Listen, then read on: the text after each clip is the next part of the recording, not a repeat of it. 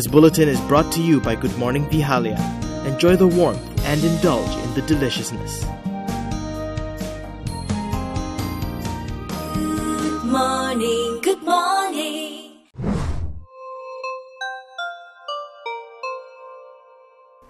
Hello ladies and gentlemen, Najib was in court again this morning and no, he's not trying to beat his own high score, he still has just 7 charges against him, okay? Today it was about an application for the interim gag order on these cases to be made permanent. His lawyer, Muhammad Shafi Abdullah, laid down a 2-hour submission for the permanent order, expressing Najib's concern about a trial by media that is further compounded by comments by some of the members of the current administration. Did the court entertain Shafi's presentation? From what I heard, it was quite a show, but all that effort was unfortunately in vain. High Court Judge Muhammad Nazlan Muhammad Ghazali threw the gag order right out the building. The reason? The judge said that there are existing laws on contempt and defamation that can be put to use instead of implementing a permanent gag order. The motion was deemed unsustainable and in violation of freedom of speech. We are going to appeal on the basis that the learned judge ought to have given the full blow of the gag order as earlier given in the interim, or even expanded, or even if he narrows it down, we thought he should have given it. What point has the judge heard in the law in deciding today's application? On all those points that we raised, namely that not only he has got jurisdiction, we have met with the test, and on balancing between freedom of speech and information and the right to a fair trial, in the circumstances of this case, he ought to have leaned more towards the fairness of the trial. Naturally, one of the fire starters who helped bring the SRC scandal to the limelight is none other than Sarawak Report editor Claire Rucastle-Brown. Now, in Shafi's submission, he mentioned Sarawak Report a few times as examples about the trial by media that Najib could possibly face.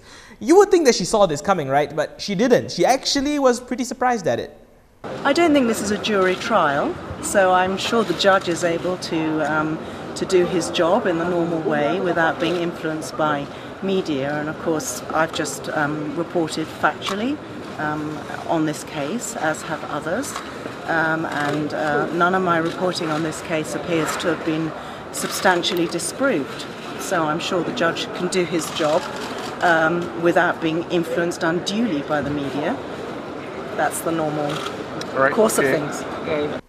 After Rembau MP Khairi Jamaluddin lodged a police report yesterday on the alleged loss of 18 billion ringgit that was meant for the refund of the Goods and Services Tax or GST, today the former Treasury Secretary General Irwan Sariga Abdullah felt that he had to get up and do something about the mess. I mean, obviously he feels the pinch. Remember that time when he said that if you're poor, it's by your own fault? Mana ada kita merepak? Kita bukan macam Bangladesh ke, kita bukan macam Filipina ke, selalu orang apa ni mengelirukan rakyat. Kalau orang tu miskin, saya rasa adalah diri sendiri dia yang buatkan dia miskin. Kalau ada kaki, ada tangan, boleh jalan, boleh hidup di Malaysia. Yeah, perhaps in a ditch effort to make sure his advice doesn't come around and bite him, he lodged a report with the Malaysian Anti-Corruption Commission today on the allegation that was made by Finance Minister Lim Guan Eng. Irwan told reporters that this was to find out the truth because he felt that the allegation of the missing 18 billion ringgit was unfounded. He denied the allegations and said that he will also be lodging a police report this afternoon. Malaysia's first multi-grains brand. The champion is Good Morning.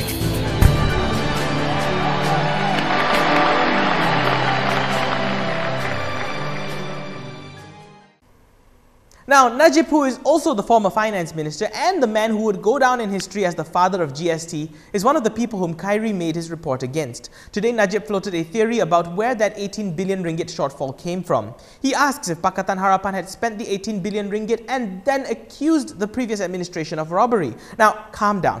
Hear him out. As Bapak GST, he knows what he did. Or at least he thinks he does.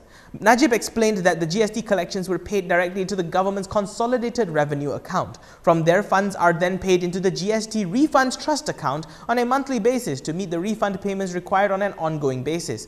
In a statement this afternoon, he insisted that the GST collections were in the consolidated revenue account and that no money was robbed.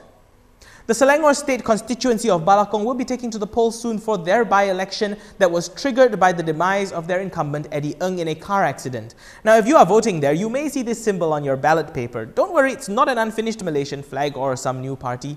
It's the party logo for MCA. So why not the Daching or scale or balance or whatever you want to call that Barisan National Party symbol? Well, MCA President Liao Tiong Lai said that the party has made a unilateral decision to use their party flag and said that Barisan is dead in reality or Ming Chun Shi Wang. Did I say that right? I think I did. They are expected to be fielding a candidate in Balakong. The by-election will take place simultaneously with the Sri Satya by-election, with polling on August 18th and the polls on September 4th. And now, our last story for the week. Let's talk about PKR's elections and the two factions, okay, not camp factions. I mean, come on, two people are battling for the position of deputy president. There's definitely something that sets the two of them apart, right? It looks like it because party vice president hopeful K. Vasantakumar said that over 100 PKR divisions will be hosting a dinner in support of the incumbent PKR deputy president Azmin Ali. From what Vasanta said, this party election will be a battle between loyalty and strategy, and that he is a fierce advocate of a loyalty to leadership. But what about you? Loyalty or strategy? Or are you like Amno, whose strategy is loyalty? Let's talk on Twitter. Hit like, follow, subscribe, and share this video. I'm Daniel Anthony. Thanks for watching and enjoy your weekend.